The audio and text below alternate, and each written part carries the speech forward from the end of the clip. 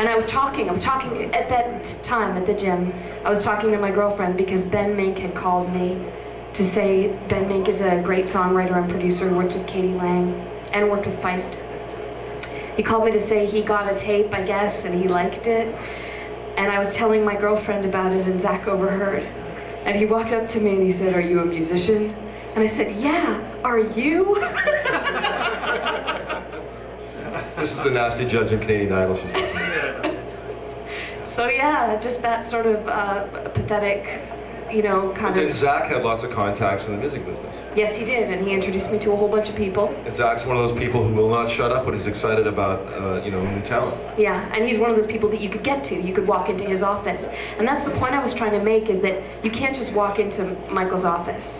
I did see one crazy guy do it once and thought about calling the police, but you can't just walk in there. But there are people whose offices you can just walk into with your tape and say, "Have a listen to this." And I think those are the people to go to if you care what the industry thinks of your work.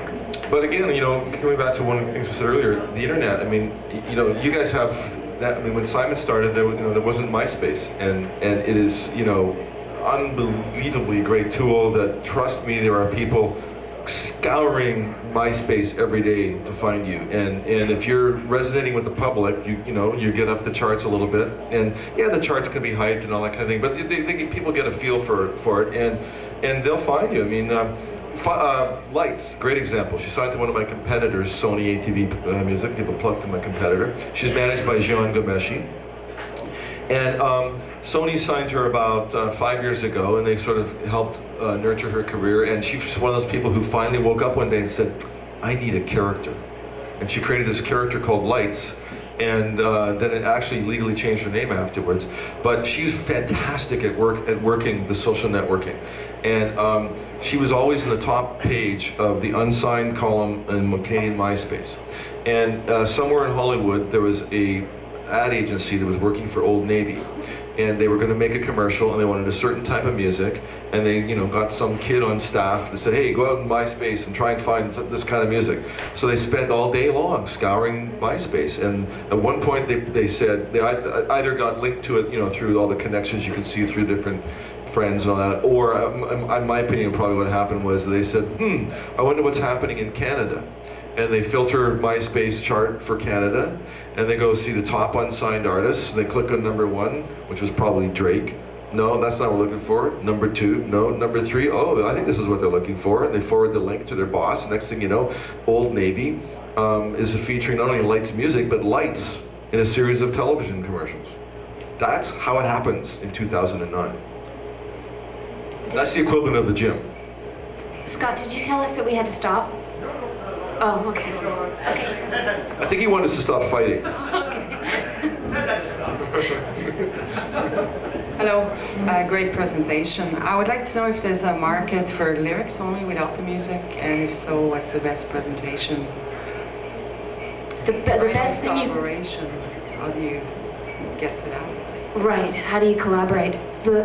The way that I started doing it was just searching people out, and I actually put an ad in the paper and answered ads in the paper, which is sometimes not safe. But I did it and made records with people any way that I could. Yeah, or find a musician that you like if you think that your lyrics would work with theirs, and approach them. Go to one of their shows and approach them afterwards and say, "Would you write a song with me?" And then sit down with them and let them write the chords and the melody and give them your lyrics. And then you'll own a song with them. Is that helpful? Yeah. I was just wondering if you think about that. Well, you can, but there are very few opportunities for people who just write lyrics. When we arrange a collaboration for Simon, we call her a top-line person. That means she's writing the melody as well as the lyrics. There aren't many people that just will come in and just write lyrics. Bernie Taupin. Yeah, right.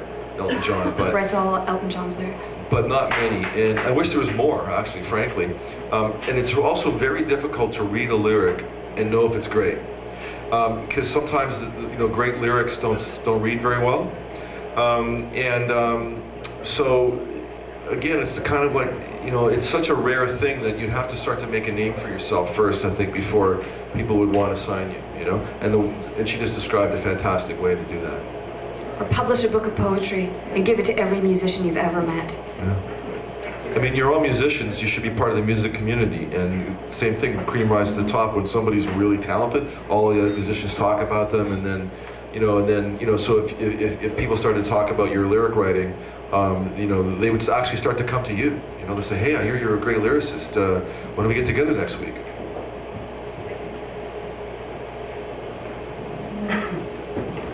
I just want to say this is very, very interesting stuff. I've had to pee for the last half hour. And if you guys could just take a break. But no, I just got a question maybe for both of you. It might be a little complex, maybe a little personal. I'm a little nosy. So, have you ever felt like you've made it? Do you think you could ever feel like you've made it in the music industry? Or know any cool stories of people that said they've made it, so to say? Absolutely not. Everybody who's really great is constantly striving and never satisfied. I think Tom Waits talks about it, just never feeling like anything he's ever done is good enough, and I'm sorry to tell you that, because I wish that there was some place you could go to and be like, yes, I have babes and cars and stuff. Don't worry, I'm not depressed, right? But no, I don't think so. I think if you're the real deal, you'll never feel like you made it. I think you'll be Paul McCartney, still mugging for the camera on the back of your solo album on sale at Starbucks. Actually, we were talking about this earlier. Two people that I know, one personally and one just through his longtime co-writer, Randy Bachman and Bryan Adams. So Randy, I'm convinced, Randy was like probably 65, maybe, or 63, something like that. I'm utterly convinced that every day when he wakes up and his feet hit the floor, the first thing in his head was, I have to make it today. I have to make it today. Have you seen his business cards? Yeah, I know. Write songs, will travel. Yeah. That's what they say. And you flip it over, and it's got a list of his hits, and it's just like, oh my God, and this guy's pitching me, I mean, he's the hungriest person I know. And Bryan Adams, Jim Valance, I work with Jim, and he's Brian's longtime co-writer, and Jim was one of the most driven people I've ever met, and he said that Brian makes him look like a loser. He said, Brian is just, again, the same thing. He would never occur to him that he's made it. But the same thing with all really hyper-successful people in any field. I think, billionaires become billionaires because they have this incredible drive or this unsettledness in them, and they think that what's going to put that fire out, that uncomfortable fire, is to have $100,000. And they get that, and that didn't do it. So it'll be $1 million that'll do it, and then it'll be 10 million, then 100, and then $1 billion. And they finally get that. They go, and if they're lucky, when they get to the billion part, they go, no, that's not satisfying me. I guess it's something else I need. Gene Simmons. I have a question.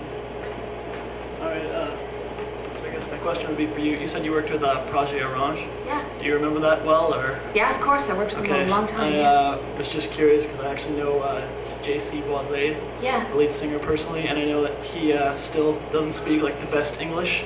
So I'm just wondering how the songwriting process went lyrically. Lay some of your French on them. Jean-Christophe is an incredible melodic writer. He writes the most amazing melodies. And so they would send me work tapes. He and his brother would send me work tapes of the most beautiful melodies. And I would sit there and just meditate on those melodies and try to discover the words in his melodies. And that's how we did it. So I would send them lyric sheets. You would be good at this. People should do this with you. And just write lyrics, write words that sounded like his melodies. So if you listen to the record, I think I'm on most of those songs. Did you actually go in the studio with them, or? I did eventually, okay. But not initially. It was just email. All right, cool. Yeah. You're also bilingual. Yeah, I'm also bilingual, so it did help in the end to be able to talk to him about his ideas in French and then try to make them happen in English. Same thing with Beast and Javan.